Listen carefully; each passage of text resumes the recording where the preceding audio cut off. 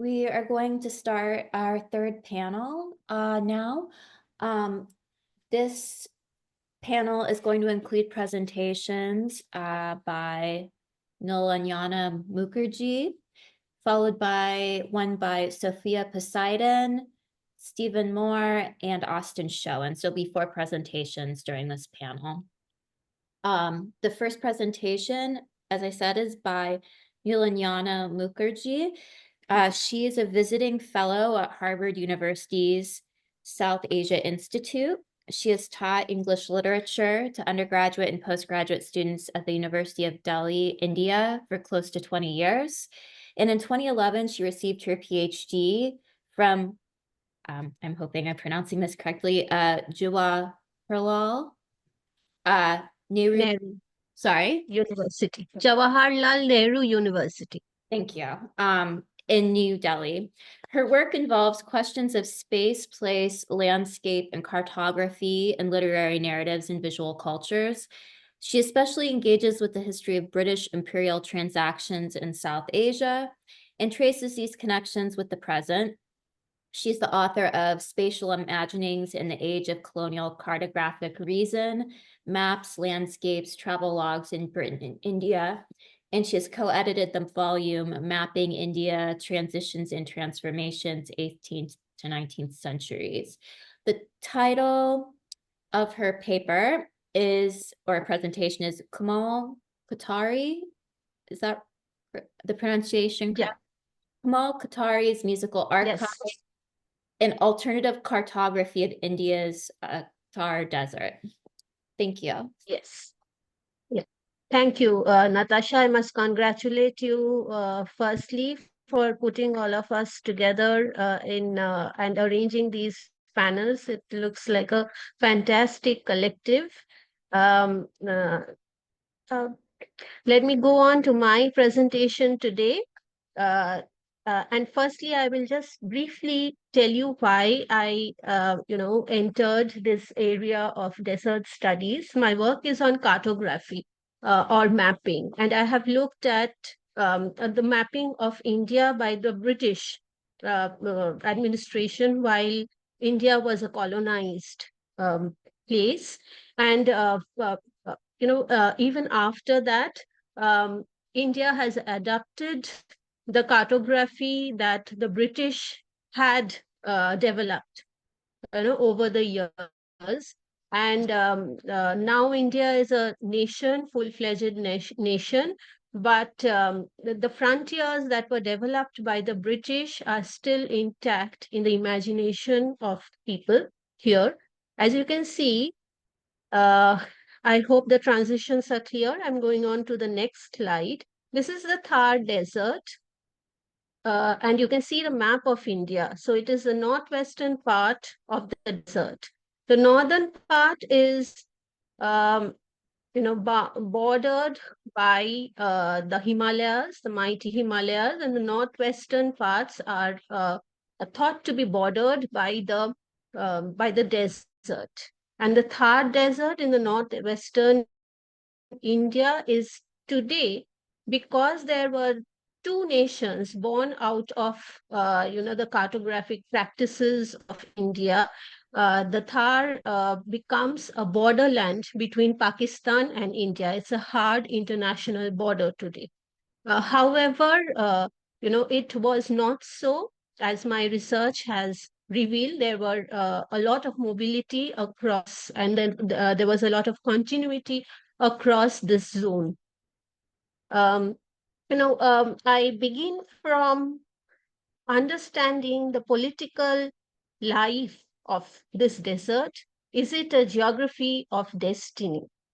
Deserts are most often imagined as a vacant distance, wasteland, or as wilderness, as several of you have already gone on to explain. Against platitudes, however, deserts are not empty, but teeming with life, both human and non-human, for times immemorial. People and animals, objects and ideas have traveled across deserts, them being the bearers of knowledge about ancient roots. Deserts need to be seen as connected spaces, connections which are forgotten or have been silenced. The desert universally, therefore, have been construed as a space of silences, a loss of land, territory, and a loss of archive, therefore. In the modern colonial cartographic imagination, the desert often figures as a frontier or border, a borderland, signaling an anxiety of a territorial loss. In comparison to the rapid vector of colonial nautical travel or fluvial landscapes, which could fast track resources from the periphery to the center, deserts were seen as veritable terrestrial impediments. In the British colonial cartographic imagination of India, just as the mighty Himalayas in the north purported to pose a secure and formidable barrier, the Indian desert, with its total area larger than the entire British Isles, was perceived as terra non grata and an equally formidable barrier to mobility and circulation. Since the desert's identity as an ecological category is consequent upon the absence of water, as water has a crucial role to play as an enabler of irrigation, navigation, and mobility. Therefore, as a natural geomaterial apotheosis, its inevitable harnessing to significant geographies connected through riverine network makes it heavily dependent on the mainland, largely devaluing its own autonomy.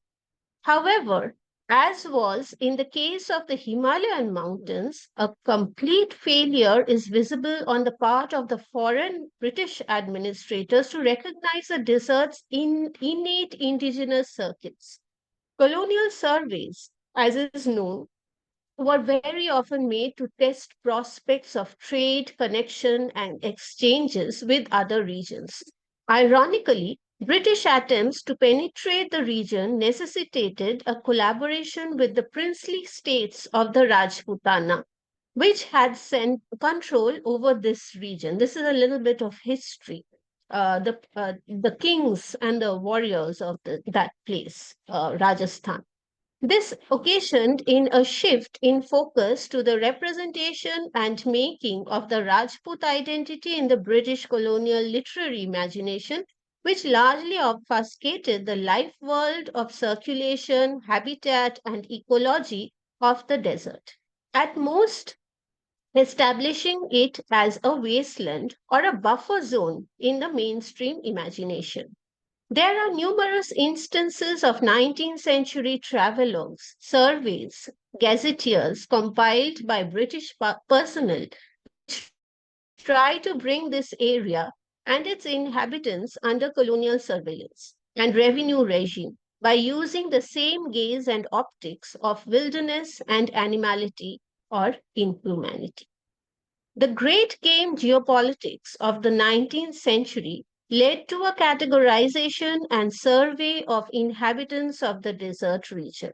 An archive was constituted under the aegis of James Todd, who collected a whole lot of folklores from the region which recounted stories of valor and chivalry of the Rajputana or princely states. In the same breath, it also obliterated stories of common people, tribal people, nomads, mendicants, hermits, and traders who crisscrossed the desert along with their animals. He first translated the name Marwar or Maruvar as the land of death. Current scholarly interventions have made us. So, here is one instance of one of the surveys. I just picked it up because it is very representative of what these people were thinking and how they thought about the desert.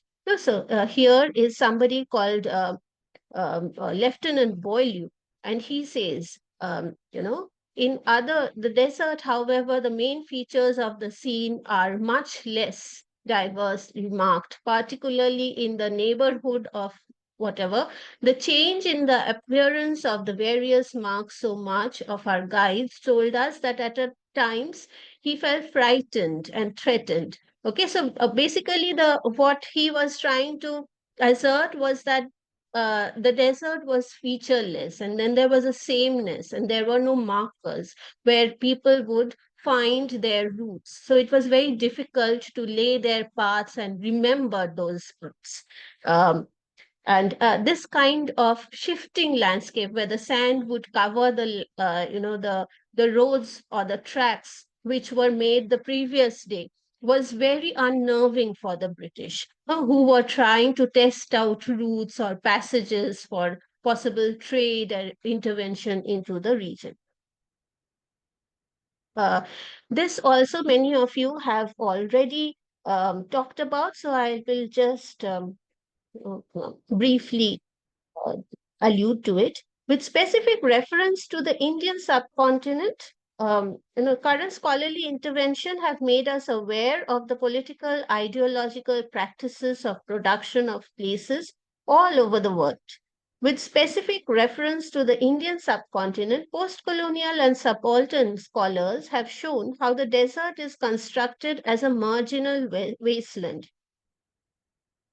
On the contrary to common belief, the Thar Desert in western Rajasthan in India is one of the most populated deserts in the world, and it has numerous stories to tell of its many lives and many connections and interfaces.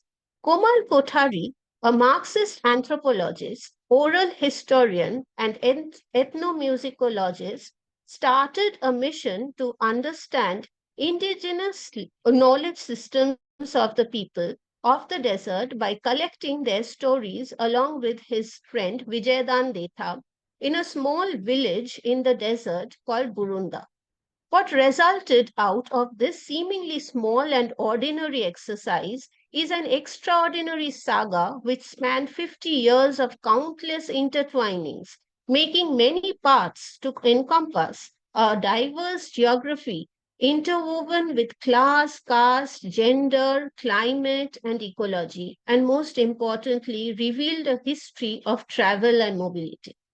Since colonial times, the dominant narrative of Rajasthan as a site of courtly lifestyle often overshadows the experiences and voices of the nomadic communities. The agro-pastoralists, traders, musicians, bards, ascetics, and soldiers, whose wanderings and adventures defined the Thar region. A closer look at some of these communities reveal a rich and complex history. Pastoral communities such as the Raikas, Gujars, and Sindhi Sipahis lived rough lives, herding their camels, sheep, and goats up and down the Thar in search of seasonal pastures. A simplified gist of Kothari's method and the root of the finding will be narrated here. The stories he collected, of course, included folk performances and song. When deciding on songs, it was noticed that a lot of them were sung by women. They often repeatedly spoke about mythical and vicarious travel. When collecting their songs, it was found that these women were born in other villages and came to Burunda to reside in their husband's house with his family and carried songs and stories from another part of the arid land. They belong to different castes and tribes as well. In many of these songs, musical instruments that were used were by and large kitchen instruments, vegetable or animal remains. An inquiry, therefore, led to a classification of the kitchen instruments, which were related to the cuisine that had developed among people coming from these diverse regions of the Thar belt, as well as fodder for animals found there. A study of migrations of the people, and especially the migrations among women, disclosed various terrains where different kinds of vegetation and grass grew. The kitchen utensils and instruments developed from the various ways of consuming food grains and millets specific to those regions, which involved grinding, pulping, or mixing. The same technology which went into the making of the utensils were an expertise which shaped the making of the instruments. Three main types of food grain growing regions were identified, and thereafter the entire desert region was zoned according to different ecology and climatic conditions, which fostered diverse cultural expressions. These were not static either. Just as the stories had motives of travel, so did these tribal indigenous people travel and sing as itinerant bards, shepherds, and genealogists, moving from one place to another in a seasonal pattern, carrying and transmitting their stories and producing an alternative map, which is at odds with colonial cartography. Culture developed from a specific ecology. Therefore, Komal Kothari's aligned agenda was to create a living museum um,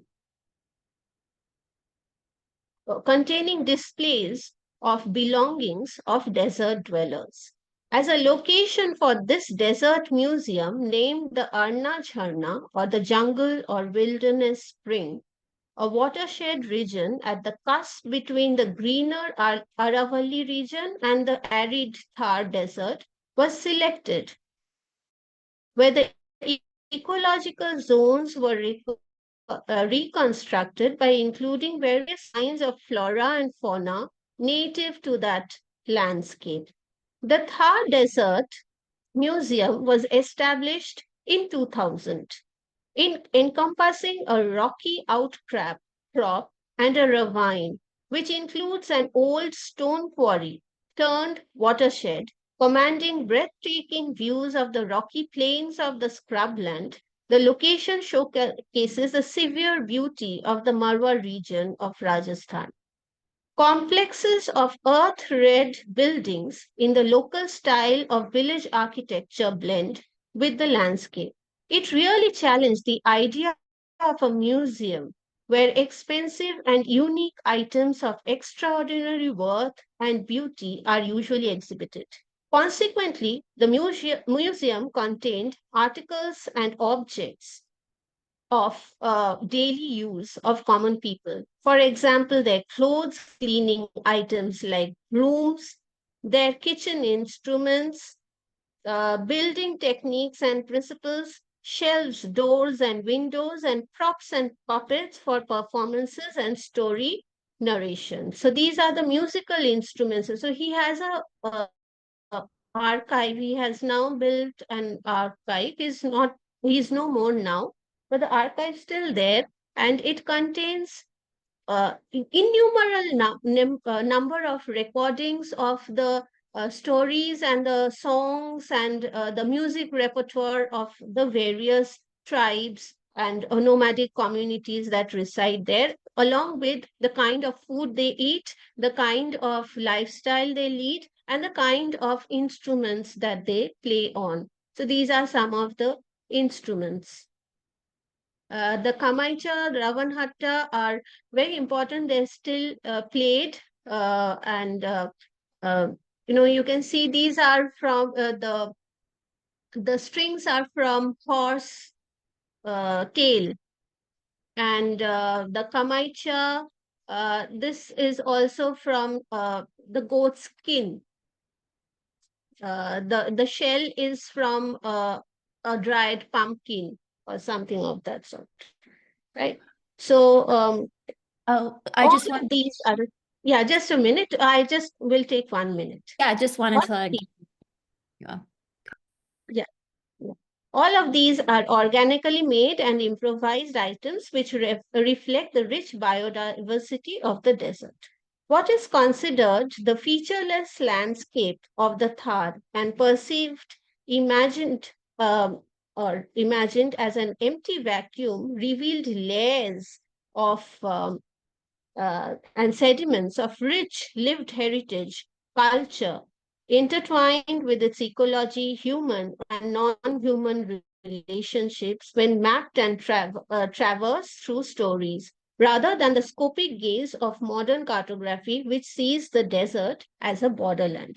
there were stories, if in the discussion, if anybody wants to know more about these stories, what are the contents of the stories, then I have a lot of material on that. And the human and the non-human interaction, and their collaboration, partnership is something which is celebrated in these narratives, and the geography is seen as coming as a product of this intertwined partnership. Yeah. Thank you. That is.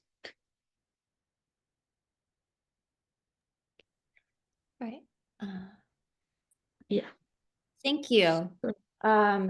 Yes, during the discussion, I'd be very eager to hear more in detail about the non-human human interaction in the narrative. So we'll come back to that. Okay, thank you very much. Our next presentation is by Sophia Possidon. Sophia Possidon grew up immersed in the Palm Springs desert rock scene. Though she didn't play music herself, she was instrumental in shaping the movement by writing for fanzines like Flipside and others, documenting the rise of desert rock. Through her writing, she captured the raw energy of the scene and helped give it a voice. Sophia also played a crucial role in connecting local musicians with similar artists beyond the desert, fostering collaborations and expanding the reach of desert rock. Her contributions helped foster the genre's place in the wider punk and alternative music landscape. She's an instructor of business administration at Glendale Community College in Glendale, California. And the title of her presentation today is The Low Desert Music Scene 80s to 90s. Thank you, Sophia. Well, thank you. Thank you, Natasha. Again, my name is Sophia Possidon. And I want to thank you, Natasha, for inviting me to participate. This is obviously near and dear to my heart. I want to thank all the other presenters for taking the time and making the effort to present today. As mentioned, for the Anthropology and Transhumanist Philosophy series, I am going to touch on the low desert music scene, 1980s through the 1990s. I am or was a desert inhabitant. So I think this is kind of relevant to like how it shaped a specific genre of music and affected a culture of people. And at the time they were young people. So the introduction to the Palm Springs, I say it's Palm Springs and I have the Palm Springs sign behind me because that's where I grew up, but it's far ranging and it reached through Palm Desert and Indio, California. And this is all Southern California desert. And again, I know that some of the people here, English is a second or third language, so I will try to speak as clearly as possible, maybe not as slowly, but hopefully this will be captioned with the recording.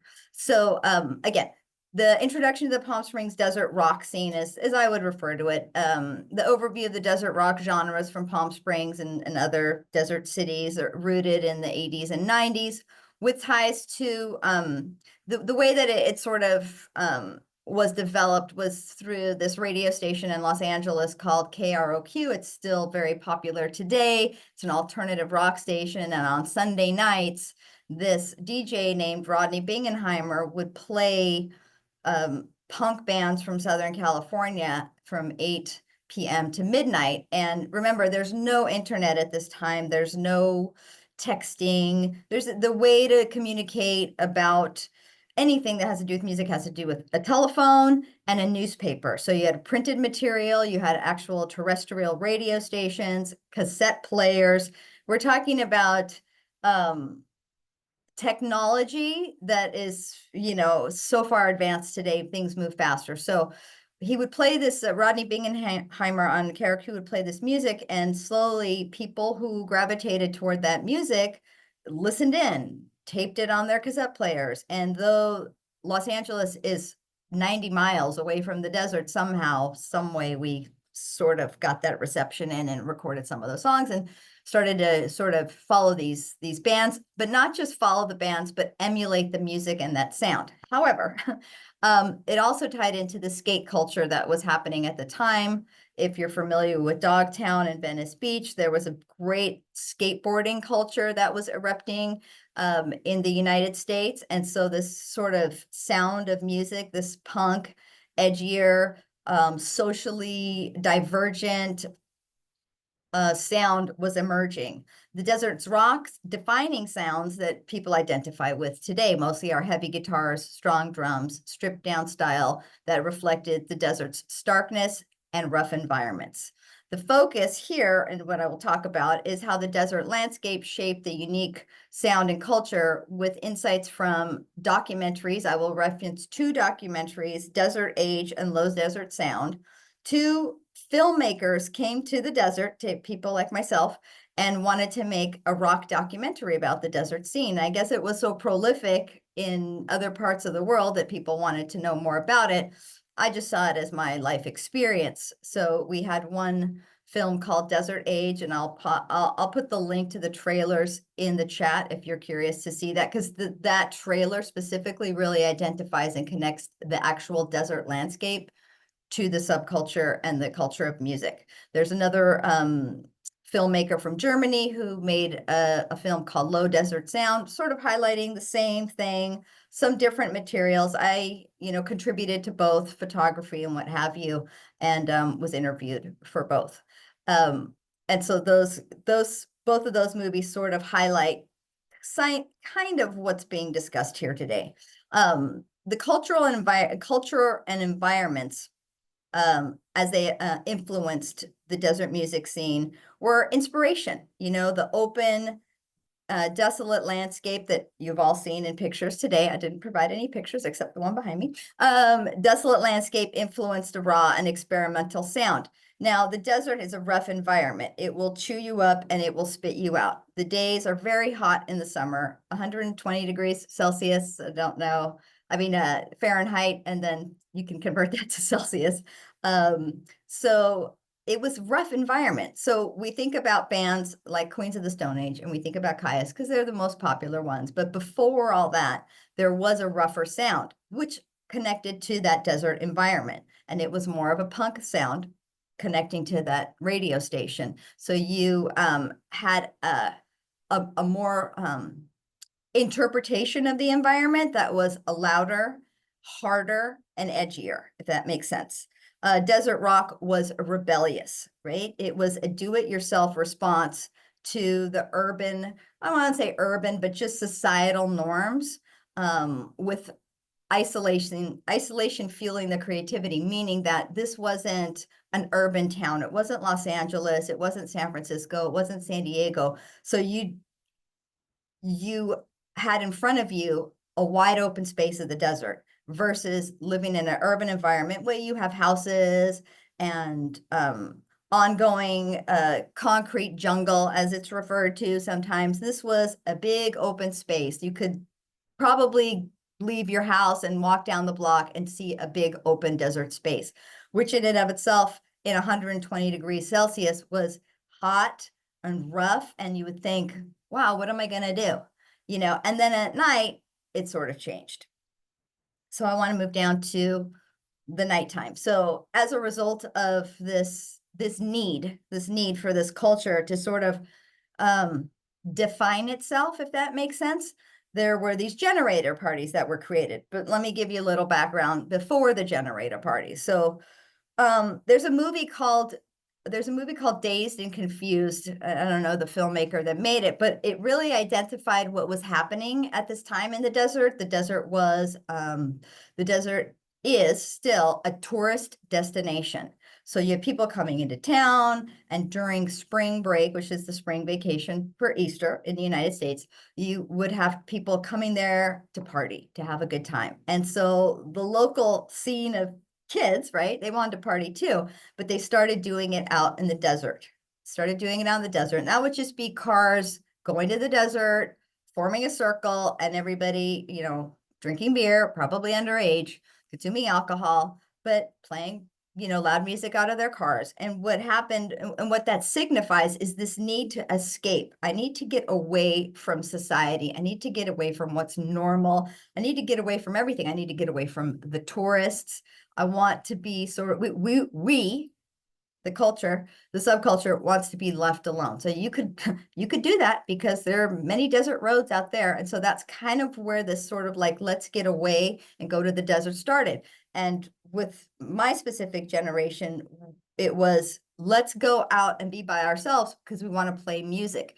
There was this very heavy need for the members of the tribe, I like to say, to not only listen to the music, but to play the music. So doing that in a house could be very loud. So we would have house parties, and then the police would always break up the house parties because they were overrun with young teenagers. So the police would say, go home, get out of here. So after all these efforts to congregate, to commune, to create a community together, we looked to the desert as our solution and as our freedom.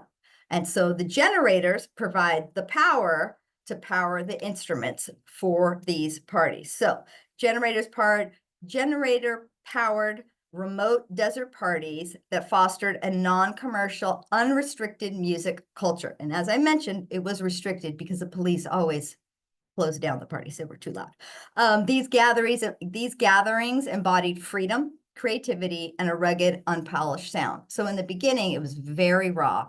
It was very loud. Dare I say dangerous? Maybe dangerous, though we all felt safe in the company of each other. And so some of these, I want to mention some of the key figures in bands. There were early bands, pioneering bands, such as Target 13, which was featured on the second Rodney on the Rock album in Los Angeles. Another band named Dead Issue, which Dead Issue was punk band. Has a lot of members who've later gone on and done wonderful things that I will mention. Willful Failure and other bands that paved the way for bands like Caius and Queens of the Stone Age to be who they are today. So even though it was a punk sound that later turned into a heavy bluesy rock sound, and then now more of an alternative sound, it started with a very aggressive sound. I don't have the music to play with you today, but I could certainly send you links to that music. So again, the documentaries that I mentioned, Desert Age, including Desert Age, also at a later time, Dave Grohl from Nirvana and Foo Fighters did Sonic Highways, which was a HBO series about music in various parts of the United States. And he also featured some highlights from the desert and how unique the desert is. And I was able to contribute some of my photography to that. So that was a great honor for myself. I want to make sure I'm good on time. So I'll just talk a little bit more about what these generator parties were like. So what would happen is the desert at night is beautiful. In the daytime, it's horribly torturous because of the heat. But at nighttime, the sun would set and the stars would rise, meaning that in urban cities, you don't really see stars. And in the desert at night, you can see the stars so clearly. It's quite amazing. It's quite beautiful. And I never really thought about how amazing and beautiful it is until I moved to Los Angeles, and that was taken away from me. So I can't see the stars at night anymore. So the stars at night were out. Young teenagers trying to get away, trying to rebel against society, wanting to be left alone, and wanting to play this certain genre of music to fulfill many needs, you know. As a teenager, you're growing up, you want to have some independence, you do want to have freedom, you want to be left alone, you also want some space to experiment. And yes, there was some experimentation with drugs and alcohol that were going on. Most of them are legal now, which is kind of silly to say, but there was that need to sort of like, let me see what this is all about. And then plugging in the equipment to the generators, we would make music. And so you would have the desert breeze, maybe 85, 90 degrees Celsius at that time, flowing through your hair, if you had hair at the time, and I'll touch about fashion as well, flowing through you. And that breeze, the breeze of the desert at night sort of provided this sense of freedom, right? Freedom and everything's going to be okay. And I'm very happy right now. And so I do want to talk about like the appearance of people at the time. At that time in the 80s and 90s, having tattoos, having short hair, having dyed hair, having piercings, wearing clothing that was full of safety pins and plaid and black and big boots was not acceptable. It is fashion today and it is accepted all over the world. But at that time, it was not acceptable. So I'd like to say that I endured the suffering so that everyone else could have fashion. And what I mean by that is that the rest of society, when they would see people with short hair or tattoos or any sort of a nose piercing or something like that, they would frown upon it. Frown not like this, but they would say, you know, they would spit on you, or they would harass you, or they would beat you up. There was violence, there was some fighting, and the fighting really represented the fight to be unique, the fight for freedom to have a voice and express myself in terms of fashion the way I want to express myself, not the way that society says, oh, you have to all look like this, right? And we know now in our society today, we welcome that. We welcome diversity. We welcome people expressing themselves however they want to express themselves without hurting other people, right? So at that time, I think I had dyed my hair black. I think I later dyed my hair green or blue, but you better believe it, people weren't happy with that. And now when people have dyed hair red, they go, oh, you look beautiful, right? It's interesting how we as a people start to change over years, but there always has to be those trailblazers. And this was happening, you know, this was happening all over the world. So I guess I'll probably just close it out with talking about myself and my participation in the music scene at the time. Obviously, I didn't play any instruments, but I was surrounded by the people who were creating. And because I was surrounded by the people who were creating the music, I personally wanted to document that. I wanted to document that, and I loved taking pictures. So I took lots of very poor photography, but photography nonetheless. I took a lot of pictures of live music and some of the artists at the time, and people that were I don't know, very important to the music scene were people like Mario Lally, who's still playing music today, and Fatso Jetson, and a bunch of other bands. My friend I grew up with, Sean Wheeler, who's still playing in a lot of bands today. Throw Rag was probably one of the most famous bands that he was in, but he played the other night and I saw him. I mean, these people are still playing music today. And, you know, this is from the 80s. Obviously, Josh from Queens of the Stone Age, Bramp York, who played drums in Caius. He's gone on to do many great things and play in many great projects, still having music as their livelihood. Brian Maloney, a friend that played in a band called Unsound, which was also influenced more in like a punk heavy sound. Also Gary Burns, and he plays bass and he plays in a band called Deadbolt, not in the desert, but he's still, see, what I'm trying to get at is there's so many people who played music and continued to play music throughout their life. It became their life's passion and life's work, even though they might have some other jobs. Alfredo Hernandez playing drums, Scott Reeder, one of my closest friends who played bass in Dead Issue, across the river, and then later in Caius, and has worked on many other projects with many other bands, Fireball Ministry to date. Extremely talented musician. I can't see these people doing anything else but playing music. And I state that in the Desert Age documentary, because that's, I don't know, the desert, I guess the desert was so deeply ingrained in us, and this need to create music was so deep that it just became people's life's passion. You know, that's how influential it was. You know, I will refer back to that term of inhabitants, the desert inhabitants, right? And so for myself, the way that it affected me is I was taking pictures of everything, and then later documenting everything through a column in a fanzine, which is basically a magazine about punk music. And it was about the desert. And so I would document all the bands, all the names of the people in the bands. It was a lot of work. You had to get the spelling of the names right, document the dates and locations of the performances. Later, I would interview bands. So it was a lot of work, but I loved it. I loved doing it. And so what that told me was that wow, maybe you should kind of work in music, but I didn't really think of that. I thought myself more of a business person. And then later on, I turned that into a lifelong career. So I worked over 20 years in the music industry in Los Angeles.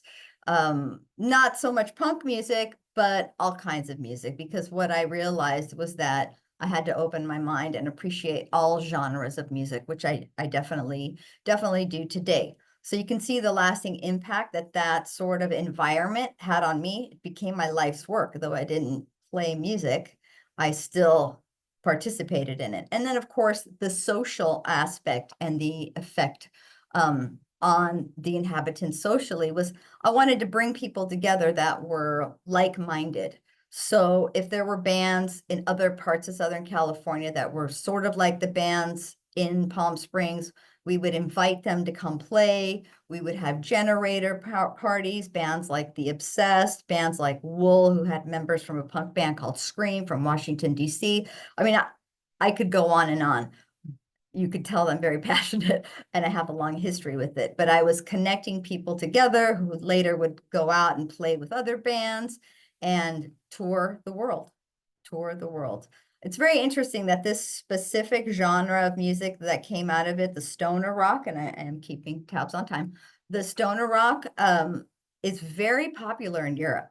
For whatever reason, people in Europe, Germany, that whole area, Greece, I'm Greek, they just love that genre of music. And there are many bands who play music that emulate that sound. They call it a desert sound. There are other bands from other areas that sort of have a similar sound as well. I'm not gonna say the desert is the only place where the sound came from. A lot of this was happening in different parts of the world at the same time, but specifically the desert had a very long and lasting impact on that specific musical genre. So I'd like to just conclude a little bit today with, restating that the desert rock's enduring influence on, I don't like to use the word stoner because it implies that everyone's smoking pot. They don't all smoke pot, but they kind of gave it that name. And I would just say it's a heavier rock and alternative rock, embodying themes of isolation, the isolation of the desert, how it's very isolated, freedom, wanting to get away from society and societal norms, and environmental influences with relevance to anthropology and a transhumanist philosophy, which is kind of what we're doing here today. And now, today, with technology is our friend, we can document and celebrate some of this past, some of this past that still has a legacy, at least with people and with music and with culture today. And for myself, I don't know, I personally still continue to go see live music. After working in it for many years, I thought I was tired of it, but I really think it's ingrained in me for the rest of my life that music will always have a certain effect on me. And I want to say I kind of speak for a lot of people in the desert. They grew up out in the desert at this time as well. That specific sound of music from the desert has a very special and cathartic role in my life, if that makes sense. And so I hope that translates to everybody, that your environment and the music that comes out of the environment and the people in that environment can have long-lasting life effects on forming and shaping who me, when I say you, I mean me, become as a person. And maybe, close it off with this. Everybody that I grew up with was very competitive. I don't know why. Everybody was very competitive with each other, maybe like siblings. And so that fueled everybody to reach great heights in their life. And so that's, I think, a very special outcome. People have reached some great heights in their life as a result of growing up in the desert. And I want to thank you all for letting me talk today.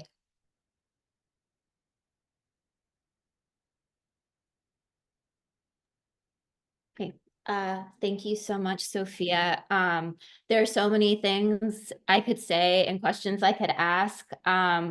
One thing I just real quickly, we can circle back to those in the discussion, but one thing I was going to mention is you're right. I don't know if you've been to the Heavy Psych Sounds Festival that has been up in Joshua Tree. I think they've had them once or twice since I've been here, but there's a music label, a Heavy Psych Sounds music label. And if I remember correctly, I looked at the different bands who have albums under that label, and a good deal of them are European. So that interest there in the what is you could say has become kind of a representative of a desert sound.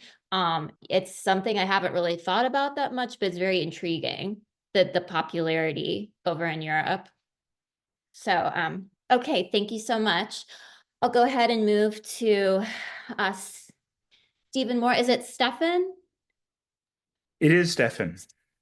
Stephan Moore, okay. So let me introduce you. Stephan Moore is a sound artist, designer, composer, improviser, programmer, engineer, teacher, and curator based in Chicago.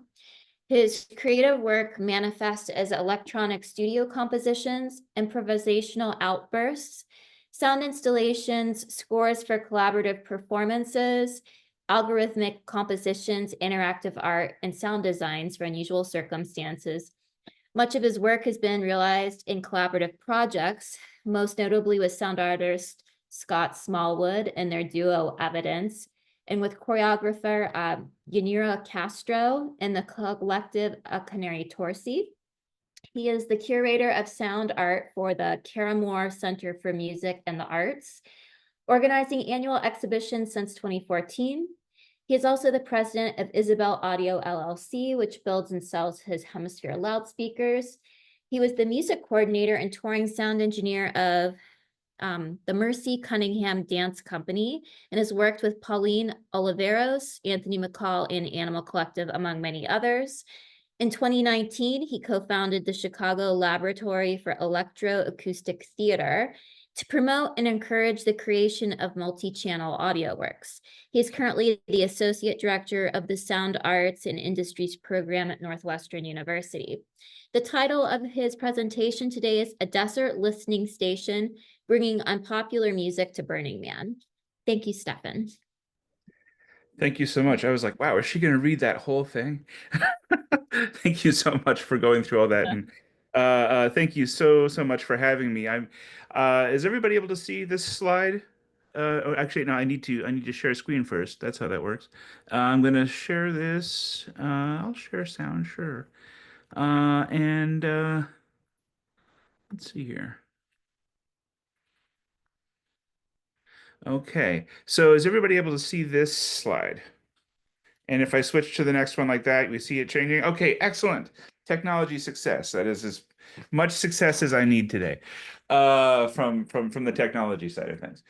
I'm so happy to be here. I'm so grateful to Natasha for inviting me. And I'm after, especially just right now, hearing Sophia's talk, feeling very sad that this conference didn't happen at the original time it was supposed to happen last year, where it would have actually happened in Joshua Tree. I was all ready to leave Burning Man and drive south and from desert to desert and make it there to be part of it in person. And I'm just going to kind of try and channel that feeling today. What I'm going to be talking about is Burning Man, which is an arts festival that takes place in Northwestern Nevada every year. And there's so much to talk about it that I'm going to really just horribly truncate a lot of very interesting subjects about Burning Man to keep within my time and to be able to get to the stuff that's relevant to the specific thing I want to talk about, which is this making sound art, specifically making art that contains sound or deals with sound at Burning Man, and sort of how listening to the desert and being in that particular desert in that particular space sort of influences working. And this one kind of ending up with this one particular project that my collaborator and I came up with. So this is a rendering of the piece. The piece is called Unpopular Music, and it's kind of a cheeky name. But so much of the music that happens at Burning Man is coming out of DJ sets, is coming out of a very sort of clubby vibe. It's music I love. It's music that both of us love. But it is not the only music there is to listen to. And so we thought about what it would be like to bring genres of music that were closer to the kinds of things that we experience in our professional lives and the things that we've kind of aligned ourselves with. And so we wanted to create a listening room for that. And this is sort of our first version of what that would look like. And you'll see how it turned out, not in computer graphics, but in real life as I go on through the presentation. So not with us today, but here in spirit is Scott Smallwood, who works with me on a bunch of different projects. Our partnership, as mentioned in bio, is an electronic music duo called Evidence. And we have been performing together and making artwork together in different ways. And more recently, moving into the realm of sort of thinking about video games, very much influenced by our Burning Man experiences, actually, together for about 25 years or so. So Scott is a professor at the University of Alberta, where he is a director of the Sound Studies Institute there. And I'll say a little bit more about that later on. All right, so here's just a quick map to show us the region we're talking about. This is the Black Rock Desert up in Nevada. It is a high desert. It has an altitude of just over 4,000 feet, and it is a desert that was once the bed of a lake they refer to as Lake Lahontan, a lake that is no longer there. But the ground that you're standing on when you're in the desert there is not, when one thinks about kind of the cartoon version of a desert as being very sandy. This desert is very much dry, sort of dusty material. It's very flaky. It crumbles easily. It breaks down into very, very, very fine particles. And if enough of it is broken up and then the wind comes through, you get dust storms that are very quickly zero visibility experiences, which is just one of the many features of Burning Man, the festival. So to dig into Burning Man, and like I said, this is going to be brief and not nearly totally enough information to really give you everything you should know. But Burning Man is an event, an annual event that started in 1986. It was a guy named Larry Harvey got together a bunch of friends on Baker Beach in California, in San Francisco, and burned an effigy sort of as a symbolic gesture after going through a difficult time in his life. Everybody had a good time. They decided to do it again next year. They did it next year. This time, a few hundred people showed up. By the third time they were doing it, they were kicked out of Baker Beach and had to find another place to go to. And the Black Rock Desert, which is a 4-hour drive, well, no, it's a 6.5-hour drive from San Francisco. It's 4 hours to get from San Francisco to Reno, and then another 2.5 hours of driving out into the desert from Reno to get there. That seemed like the best possible spot. They were able to get a permit from the Bureau of Land Management to begin to hold the festival there. And the festivals there began happening in the early 1990s. And just sort of grew in size again and again and again. Here is a map of what Black Rock City, which is what the place that the festival takes place. It's a temporary city that is completely built for the event and then torn down. This is a map of Black Rock City in 2024. It's home, in this case, to about 75,000 people that all come in for the space of the 1 week of the festival. The If you kind of imagine this as the face of a clock, you can imagine that the roads are named by time, and in fact, that's how the city does it. The first road over on the left is 10 o'clock, and then back from that is 9:30. And you can see there's a 9:45 road kind of back further into in the city, and so on and so forth, all the way around to 2 o'clock on the other side. In the exact middle of the clock face, that black dot there, that is the Burning Man structure itself.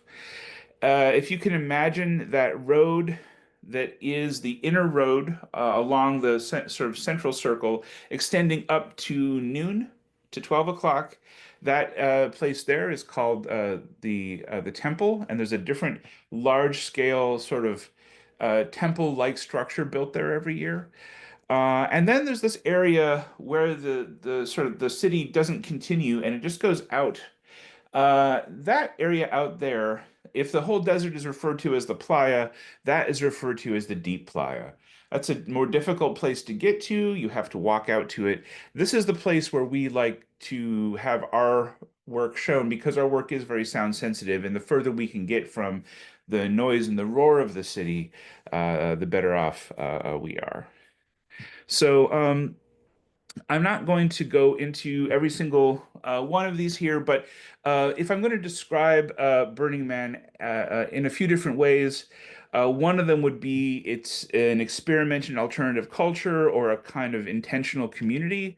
And there are a total of 10 major principles that participants at Burning Man are meant to sort of think about and abide by and let these govern their actions. Radical inclusion, gifting, and decommodification, which go together in the fact that there's no vending, there's no currency allowed, there's no money happening within the event itself. Of course, it can be pricey to get in, it can be pricey to get there. And these are issues that merit large conversations. But just in terms of the principles of being at the event, radical self-reliance, which I often think of as sort of going along with the next one, is radical self-expression. You can sort of be whoever you want to be, present however you want to present, and sort of occupy space in the world as you want to, as long as you are also taking it upon yourself to be very ready and self-contained and not relying on other people to have set up things or thought about things for you. Communal effort, civic responsibility, leaving no trace. This is a huge part of Burning Man, that everything that comes in has to be packed out. The continuation of the event is really reliant on the ability of the organization to completely remove all traces of itself at the end of it, which, with as many people as we're talking about, is no small feat. Participation and immediacy. Which is immediacy is one of the ones that a grumpy person like me who's been going since the early 2000s starts to think about when one looks at a lot of people with their cell phones out in front of them. It's like, that's not really immediacy, but I will not allow myself to digress. Here's a picture of random art piece at the Burn from 2024. This is I threw this slide in here just because this is how a lot of art is shown. Somebody has taken the effort to get it together and put this out there. Who knows what this might mean to that person? I can imagine several possible meanings looking at this. The artwork has to be able to hold up during the daytime and the heat. It has to be able to also be lit and functional at night. Because the event is 24 hours. It's something that you may experience just close up. It may be something you're experiencing from very far away and from close up. There's an enormous attention you can pay to scale.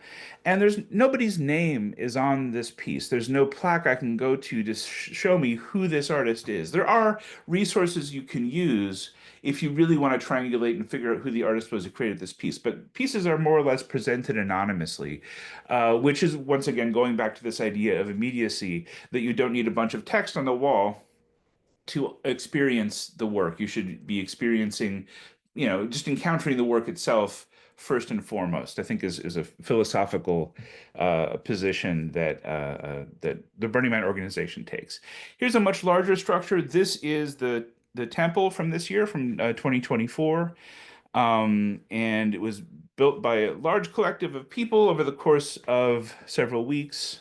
And now you're seeing the situation where the Burning Man community is just converging on it. There are people parking their bicycles all around it and going in and exploring it. And this is happening day and night all throughout the event. Here's an example of an art piece that probably has a very different presentation during the daytime that is here being enjoyed at night. In the day, you might not find yourself sitting out in the same way because of the heat, which can be quite punishing. At night, though, and this is very much what Sophia was describing, talking about how the desert becomes really beautiful to be in the nighttime. The same thing with this desert. It actually gets to be quite cold. You can see the folks who are in this picture are huddled up in backpacks, but also sort of faux fur and other things that are keeping them warm in what has become a rather cold environment rather suddenly. Fire is a huge part of the art scene there. And you can see also a lot of people standing on what looks like the top level of a 2 or 3 level bus. Making art at Burning Man, you can expect people to want to have pretty extreme levels of interaction. Here's a piece. This is actually the structure of the man itself this year, which was a bunch of these stairways that all sort of were winding up from different directions up towards the base of the man sculpture. And just sort of inviting people to climb up and down, and then all kinds of opportunities also to sort of climb around and do things within the structure as well. Here's another piece. This is looks like the one section of a ship that was just attacked by the sea monster in the background there. The sea monster and the ship both kind of emerge out of the desert, and folks are encouraged to climb up on top and also to go inside the structure, and everything is very interactive in that way.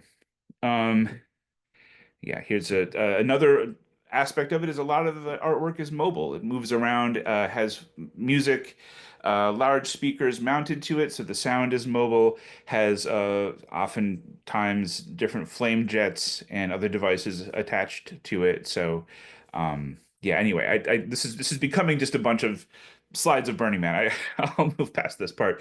This is the last slide I'll show like this, which is this is a part of a drone show that took place. I'm actually seeing this from what is probably about half a mile to 3/4 of a mile away.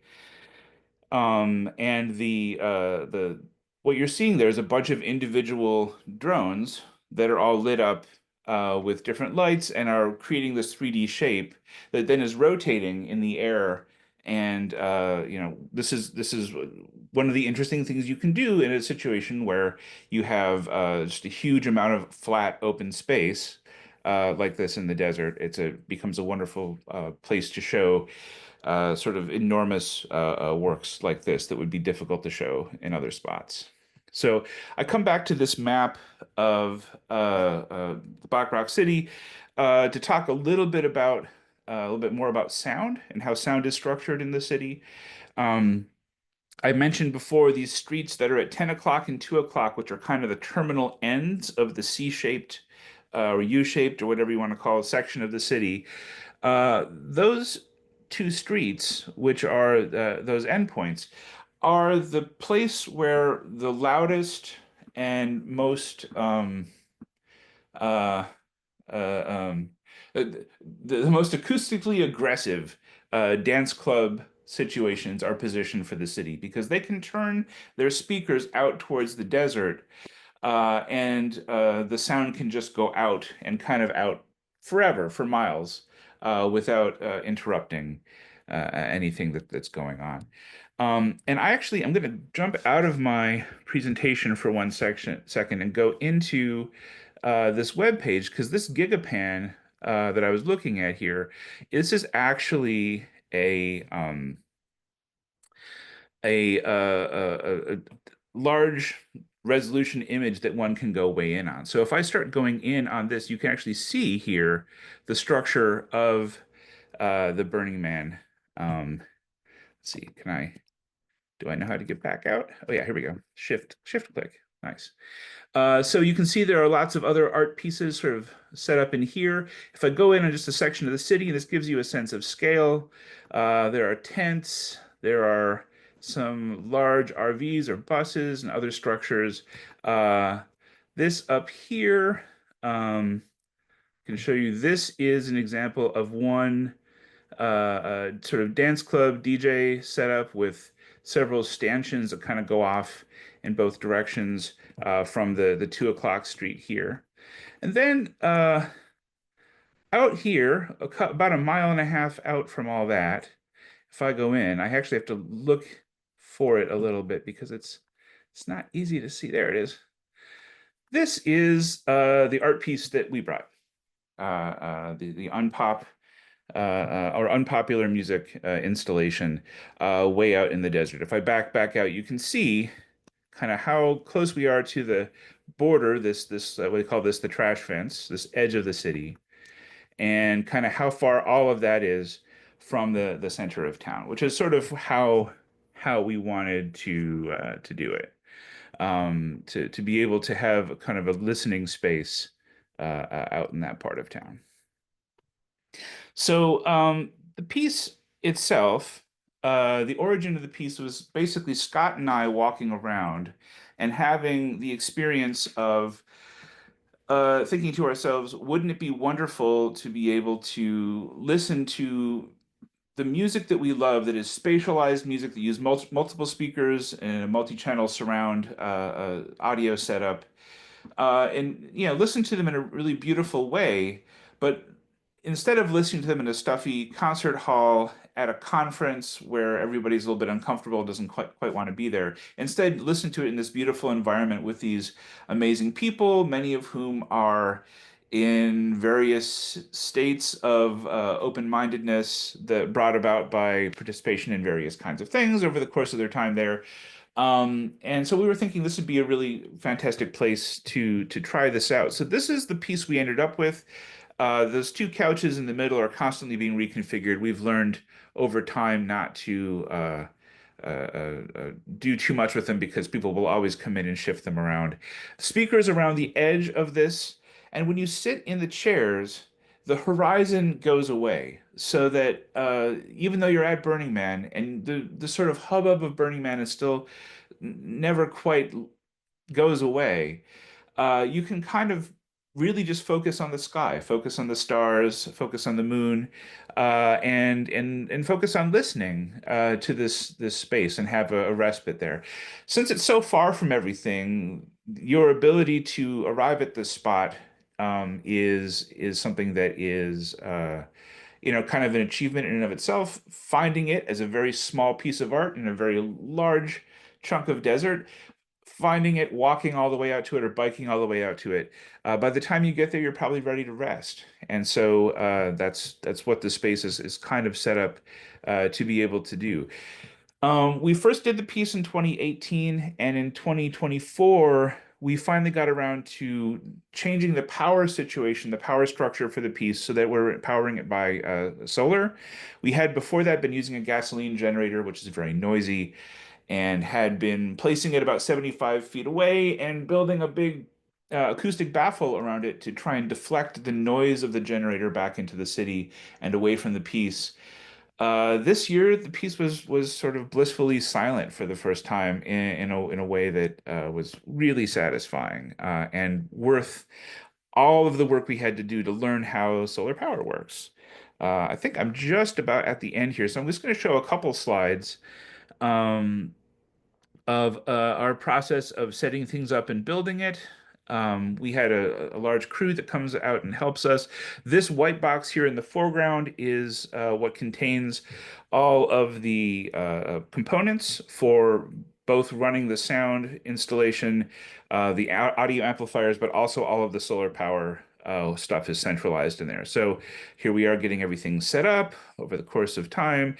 You can actually lag bolt screws directly into the desert and remove them. It's a kind of a wonderfully effective way to secure things down there.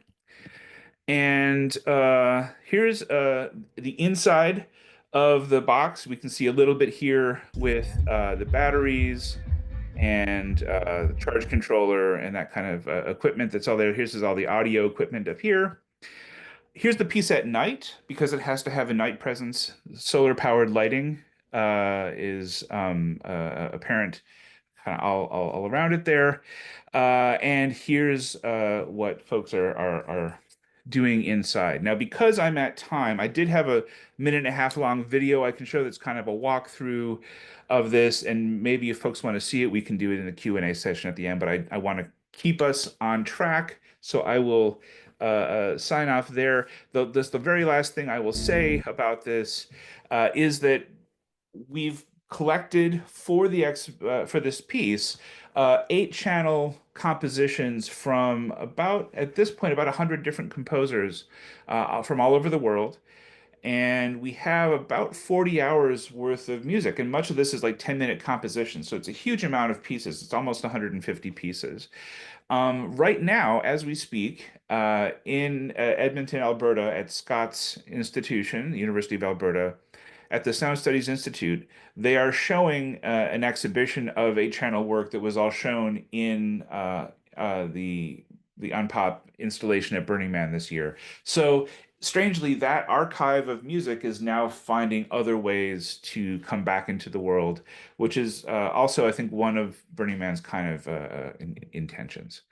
Here's Scott and I taking advantage of couches in the middle of the desert to shoot a really fun photo. So if you happen to be in Edmonton, Alberta, there's the details for the exhibition at the bottom. Unpopularmusic.camp is the website where there's more information about this, and I will end it there.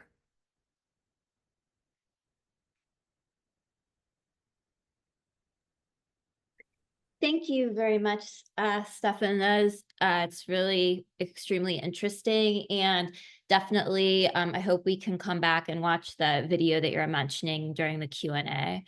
I'll go ahead and move on to Austin Showen. He has our next presentation. The title of the paper he's going to be presenting today is Music History from Cosmology to Cosmopolitics. Stephan, if you can do the stop. Oh, actually, I think I can stop it. Okay, thank you. Okay, so the title of Austin's paper is Music History from Cosmology to Cosmopolitics. Let me introduce Austin. Austin Showen, PhD, is an assistant professor and director of music education in the School of Music at Shepherd University in Shepherdstown, West Virginia, where he teaches musicianship, arts-based inquiry, music pedagogy, and elementary education. As a music educator specializing in folk, popular, and choral music, Dr. Showen has more than a decade of experience teaching early childhood through graduate level students in school and community settings throughout West Virginia, Arizona, and Alabama. He regularly presents workshops in professional development for in-service music teachers and serves as director of the Shepherd Youth Chorus. As a scholar, Dr. Showen writes about philosophy, aesthetics, and curriculum studies with a particular interest in theoretical approaches to the arts informed by posthumanism and new materialism. Thank you, Austin, for being here today, and the floor is yours. Thank you so much. Really glad to be here. I spent 5 years living in the Sonoran Desert, so it's lovely to hear so many stories about the desert today. I'll begin sharing my screen here.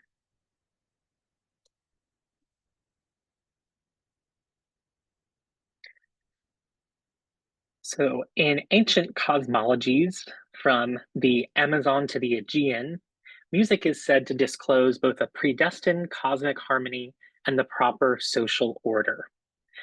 As examples of what Mircea Eliade calls sacred history, such cosmologies explain and also justify the existence of the world, of man, and of society. In such totalizing narratives, the original worldly order is typically traced to one of two sources, which I figure here as the voice of nature and the instrument of culture. Mythopoetically speaking, the voice of nature invokes divine breath, spirituality, and the living body in a cyclical regenerative time that I will associate with the forest and reciprocity among humans, non-humans, and other than humans, e.g. gods and spirits. Conversely, the instrument of culture intones divine number, technology, and celestial mechanics in a linear, cumulative time that I will associate with the sea and human appropriation of non and other than human forces. In the conventional cosmology of Western music history, modeled after Rousseau, Vico, Herder, and Nietzsche, music is cast in a fallen redemption narrative going from voice to instrument and back again. In this tale, the voice of ancestral human singing in Rousseau's State of Nature, close to animality in the forest, constitutes the origin of passionate musical expression and Dionysian ecstatic ritual. Then, with the rise of civilization and technology, comes the instrument, close to the sea, giving rise to the heights of Apollonian culture in tune with the eternal harmony of the spheres. Armed with its superior cultural tools, music then sets out on its colonizing sea voyage, only to find itself face to face again with the voice of nature, its forgotten Dionysian past, in the form of the indigenous other in the Americas, Asia, and Africa. From thence onward, music has been fated to eternally traverse a dualistic cosmos between the Dionysian voice of nature and the Apollonian instrument of culture, never finding its longed for redemption amongst so many appropriated others. While this tragic cosmological tale is grossly simplistic, it condenses into mythical form the general outlines of Western music's historical self-image as it has been projected onto all of humanity by philosophers, anthropologists, and musicologists since at least the 18th century. As Gary Tomlinson describes, it sets music on a spatiotemporal axis, evolving from ancient or non-European simplicity toward modern European complexity and refinement. Yet despite knowing better, vestiges of this story have become routinely naturalized in even the most recent theories of music's origins, which I'll describe later.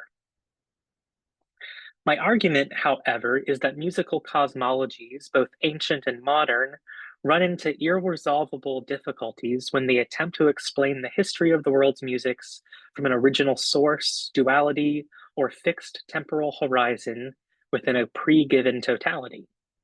This, I will demonstrate, is because of the paradoxical metaphysics involved in trying to locate the origins of music and the divergent cosmogonic or world-creating possibilities that different musical ontologies suggest. As such, I offer a speculative resolution of these difficulties with the concept of cosmopolitics, which can admit both paradox and metaphysical pluralism because it conceives reality in terms of ontological politics rather than an already given cosmic order.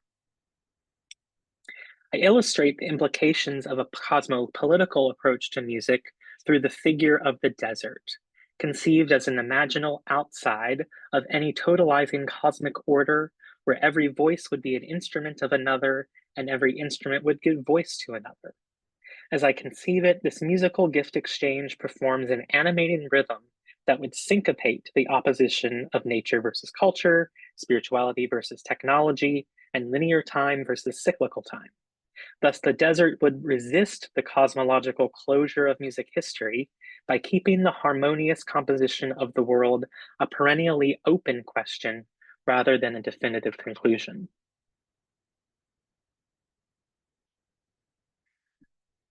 I'll now outline ancient musical myths that show a dramatic creative tension between two cosmogonic forces, the voice of nature and the instrument of culture. Invoking the voice of nature, ancient creation stories across many cultures narrate the world being sung, spoken, or breathed into existence by the gods, ancestral beings, and primordial creatures. For example, the Aboriginal peoples of Australia tell of how the ancestral beings created both themselves and the earth in the dream time, singing and telling the land into existence through acts of both singing and walking. These are remembered today as the song lines, sung musical maps that tell the way through the vast terrain of country. Likewise, the Haudenosaunee of North America recount how the creator deity Sky Woman fell from the sky world into the dark waters below, where she was caught by totemic animals, including the turtle, who offered its back to hold the earth. As Robin Wall Kimmerer tells it, Sky Woman was so moved by the extraordinary gifts of the animals that she sang in thanksgiving and began to dance, her feet caressing the earth. The land grew and grew as she danced her thanks on Turtle's back until the whole earth was made, not by Sky Woman alone, but by the alchemy of all the animals' gifts, forming what we know today as Turtle Island. One can find similar creation myths of the world being sung and danced into existence from India, Hawaii, and many indigenous cultures throughout the Americas. In many of these stories, music is described as a gift for humans from non-humans and often divine forces, which initiates a cycle of reciprocal relations among humans, non-humans, and other than humans that must be continually reenacted through musical rituals in order for the cosmos to go on existing. We can understand cosmologies oriented toward the voice of nature through the figure of the forest, an intricate ecological web of relations that weaves together cycles of birth, life, and death, together with an immanent spirit world that sustains them in return for ritual musical offerings. The emphasis here is on processes of the living, of plant, animal, and spiritual life, and the regenerative cycles.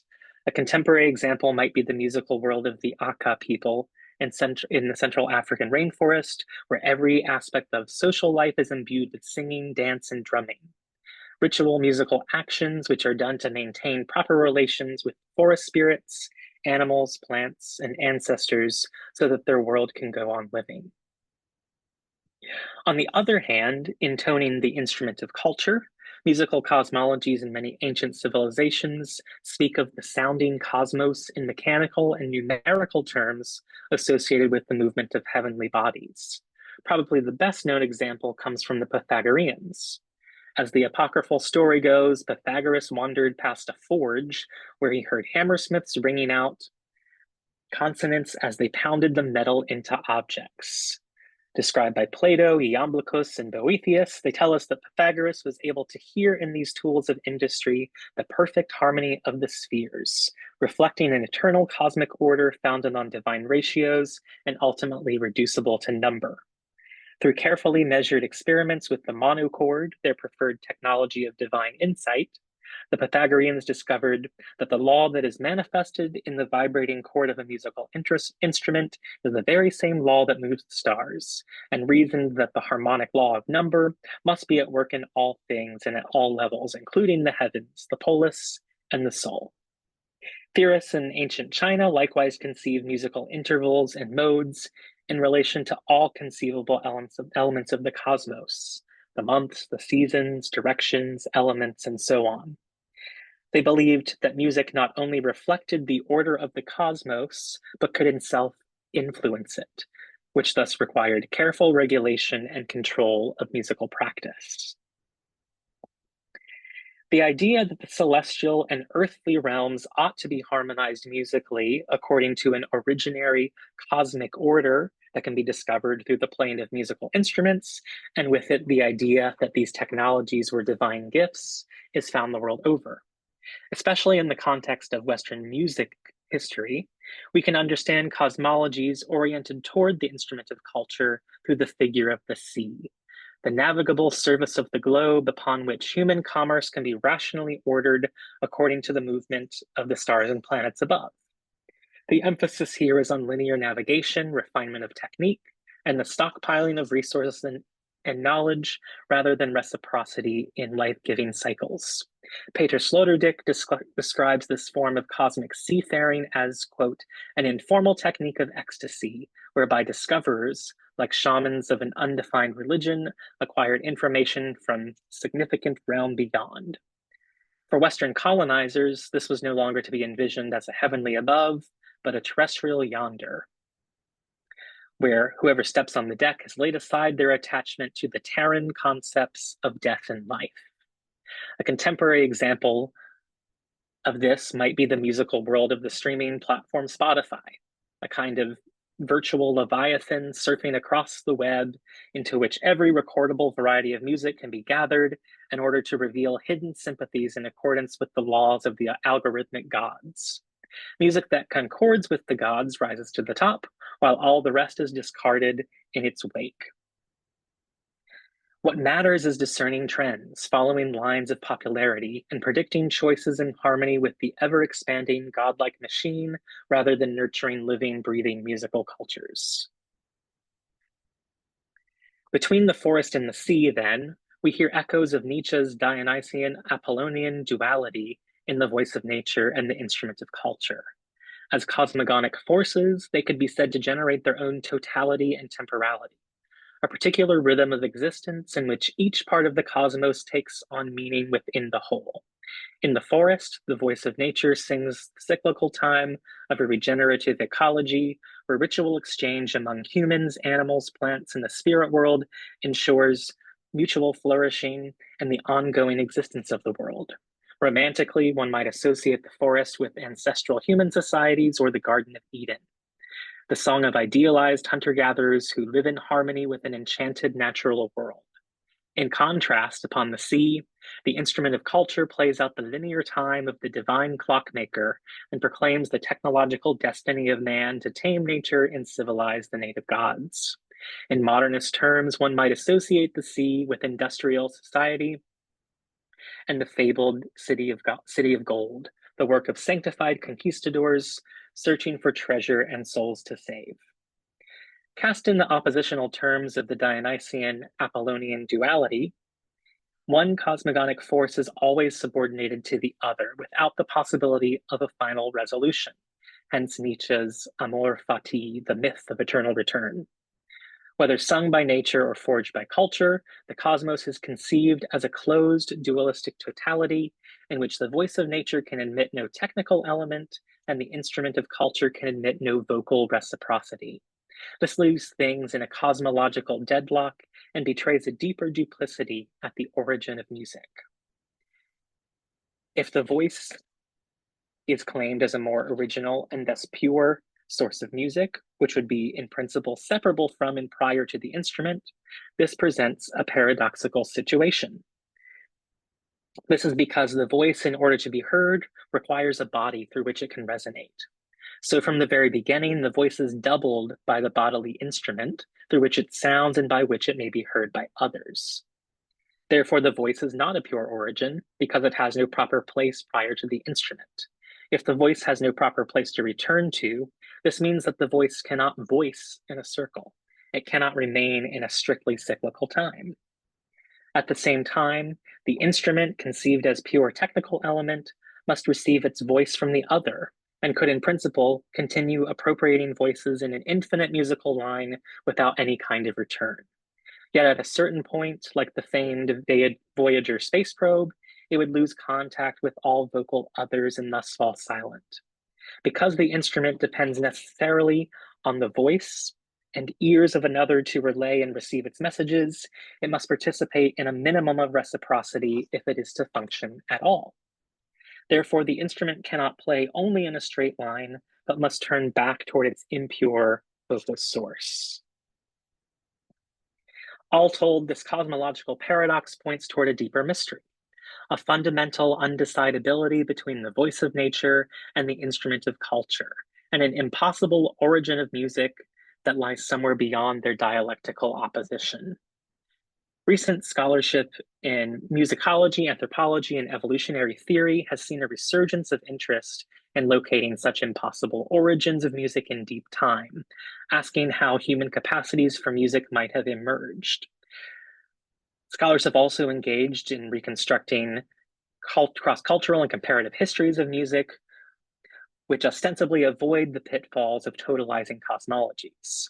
Many are careful to speak of plural musics and advocate for multiple music concepts, such that a plurality of musical worlds may be said to exist. While most scholars agree that human musicality is rooted in our biology and evolutionary history,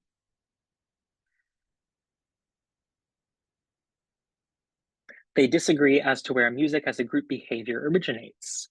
Is it a byproduct of our biology and natural selection, having some kind of adaptive function in the deep past? Or is it a technology that enabled humans to develop complex sociality and culture? Others have argued that music is a result of biocultural coevolution, where the biological and cultural aspects of music are causally intertwined. Yet regardless of music's purported biological or cultural origins, scholars have assumed, in classical cosmological fashion, that beneath the diversity of musical expression lies a single, universally audible world which provides humans with the same basic musical building blocks.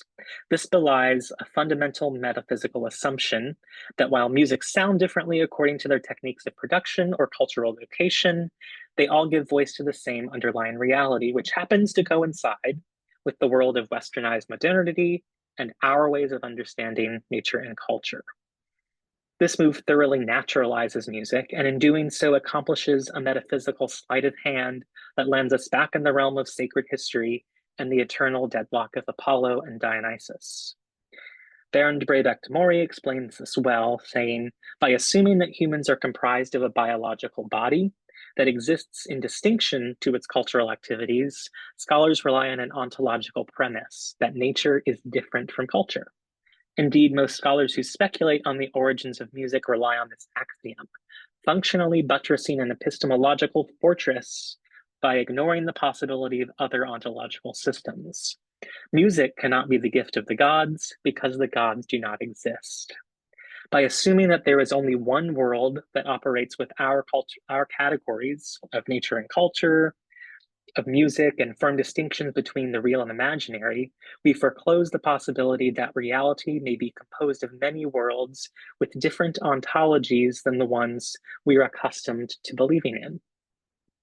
Therefore, I suggest approaching music from the perspective of cosmopolitics, which could admit the undecidability of voice and instrument and the impossible origin of music because it does not presuppose the existence of a harmonious cosmic order.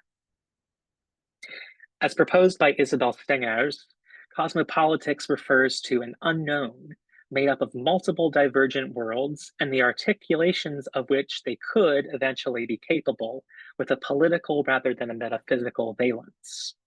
Instead of positing a unitary world in which our original musical tendency emerged and developed into plural musics, a cosmopolitical approach allows for a plurality of worlds whose harmonious composition would be a matter of continual negotiation among competing ontologies rather than following a fixed cosmic order. We can understand the implications of musical cosmopolitics through the figure of the desert, an imaginal borderland outside of any totalizing cosmic order, where every voice would be an instrument of another, and every instrument would give voice to another in an animating rhythm that syncopates the opposition of nature versus culture, spirituality versus technology, and linear time versus cyclical time. As the meeting place of geologic and the organic, the dead and the living, the linear and the cyclical, the desert would resist the cosmological closure of music history by keeping the harmonious composition of the world a perennially open question rather than a definitive conclusion. The work of contemporary artist and Pulitzer Prize-winning composer Raven Chacon from the Navajo Nation points toward how the desert as imaginal outside might be realized. The idea of plural worlds and ontological politics is central to his musical practice. For example, his string quartet, Journey of the Horizontal People, is conceptualized as a future creation story. In Chacon's words, the string quartet enacts a story telling a group of people traveling from west to east across the written page, contrary to the movement of the sun. With their bows, these wanderers sought out others like them, knowing that they could survive by finding these other clans who resided in the east, others who shared their linear cosmologies. I'll move on to the last few sentences here. The music in this piece is written in such a way that the players become lost intentionally halfway through, requiring a woman or woman identifying player to guide the others through the rest of the piece. While the score provides detailed instructions and notations, it also asks players to make interpretive decisions that will alter the structure and sound of the work. It combines elements of linear and cyclical time to suggest a world in the making, where the idea of a predetermined harmony is perpetually called into question by the noisiness of conventional techniques. Like the coyote, the primordial trickster figure and shapeshifter of the desert, this future creation story traverses an unknown cosmos, setting up the non-innocent world-making performances of disorder and order that shape the lives of the players, listening for how their worlds might converge and diverge within the animating rhythms of singularity and plurality. Thank you.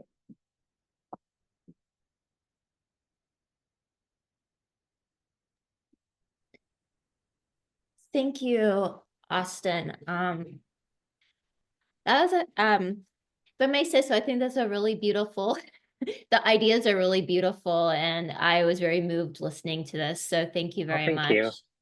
Yeah. I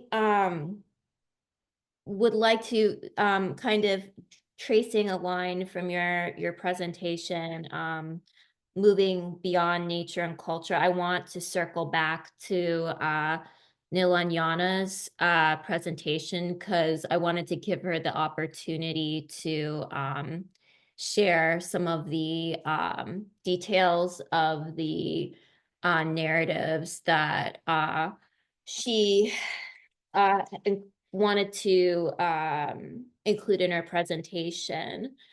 Nilanjana, are you there? Okay, well, I think she might have stepped away. Oh,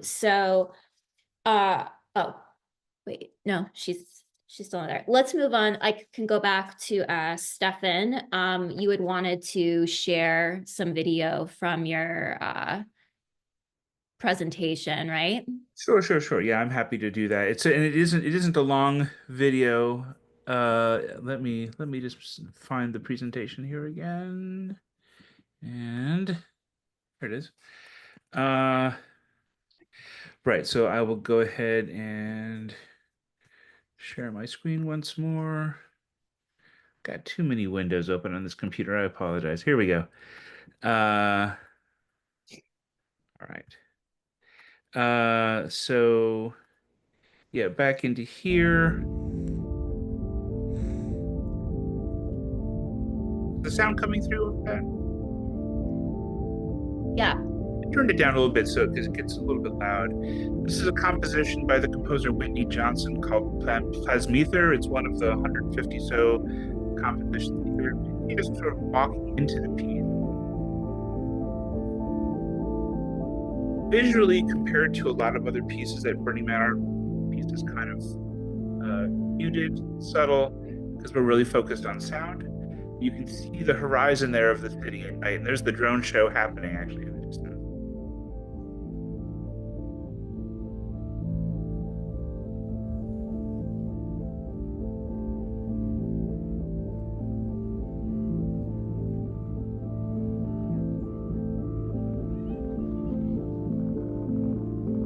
Difficult to capture the exact nature of the sort of experience of the sound, but gives you some idea of what it feels like to maybe just pass through the piece and go back out to the desert, which feels both so full of activity and also locally so empty. There's really hundreds of feet around our piece that just has nothing else there, which is kind of wonderful and ideal for our situation coming up to the solar panels here. So, anyway, that's just that little walkthrough. I think maybe helps give some context to what I was during my paper. So I will leave that there. But, yeah. Unmuting myself. Thank you. Yeah. I am going to make an attempt to, I am seeing a line to connect all of your presentations. So I'm going to do my best to do that at the end here. But Nilanjana, would you like to go ahead and share some of the, you were speaking to the narratives of human and non-human interaction among the folklore performances. Could you go ahead and just touch on those very briefly?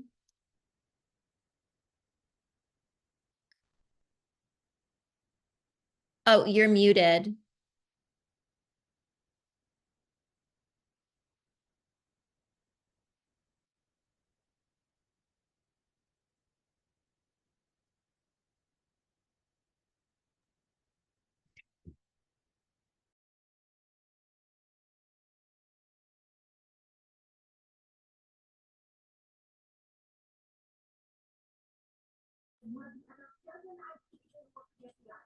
Yeah, so these are some of the stories and epics that you find repeatedly in the narratives, and they are,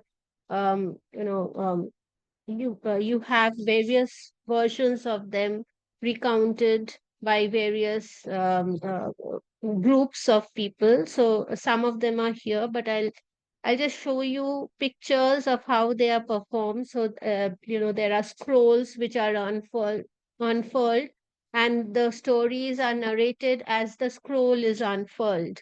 And you will see a lot of animals, and in all of these stories there is the eponymous character, the protagonist, but the animal friend of the protagonist is no less a major character in most of the stories. So here this is a story of Babuji. He is a epic superhero. He's almost the replacement of Rama in Ramayana, if you are aware of it, who dies defending animals in his care, and he is avenged by the descendant in the next generation. So, a lot of these stories, because these are shepherd communities, they tell stories about this kind of the exchange between the human and non-human, the affinity that and the bonding that the that is shared between the human and non-human, and it therefore this entire space of the desert becomes a shared space.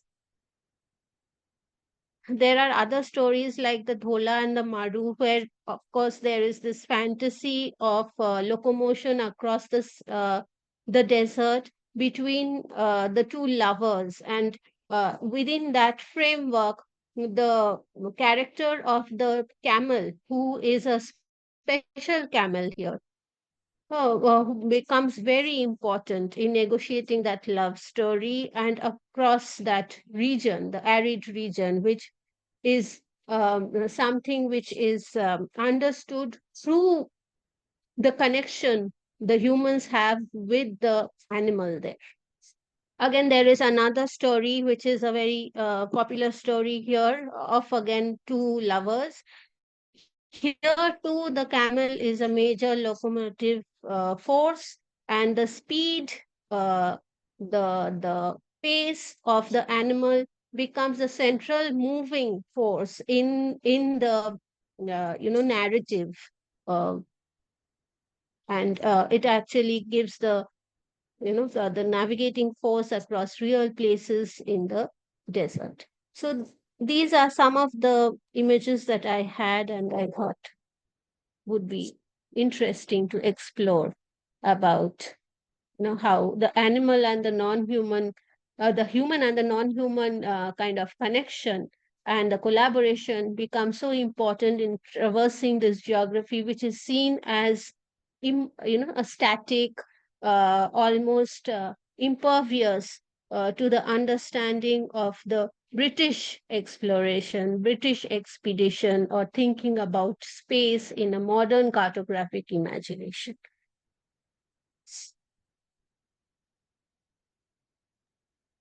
Thank you, Nilanjana. Anna, you have a question you'd like to ask? I have some remarks for the speech of Austin Showen.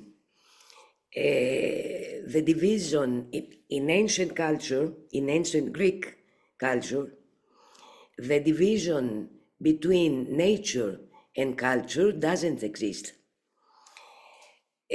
Nature englobes all human and non-human. The origins of music, it's Orphic, Orpheus. Orpheus inspired Pythagorean. Plato is inspired by the Pythagoreans until the Stoic. Stoic philosophy highlighted the cosmopolitic dimension. Cosmopolitic dimension doesn't exist in times of Plato, of Pythagoras. Also, another remark, music is twisted with soul. Plato talks in his Republic about the music of the soul, or the origin of the music in pre-Socratic philosophers, Heraclitus, etc., is, and Neoplatonics also, because you mentioned Iamblichus, Proclus, is in the soul. I don't know if you are in accord with me, but I think that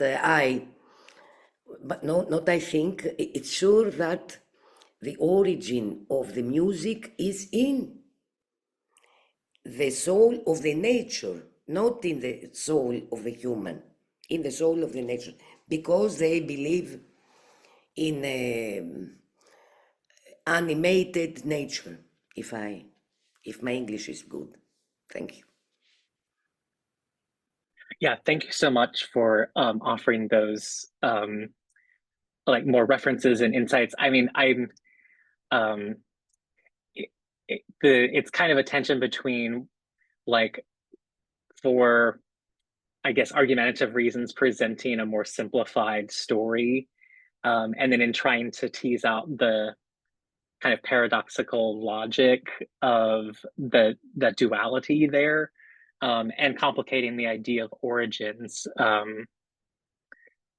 But you definitely give me more to think about, especially, like, I'm very interested in kind of the renewed interest in animism, in anthropology, especially with Isabel Stengers, and but I forgot about the Stoics and cosmopolitism. So that's a great thing to go back to look at again and see how that might play into complicating the thesis further.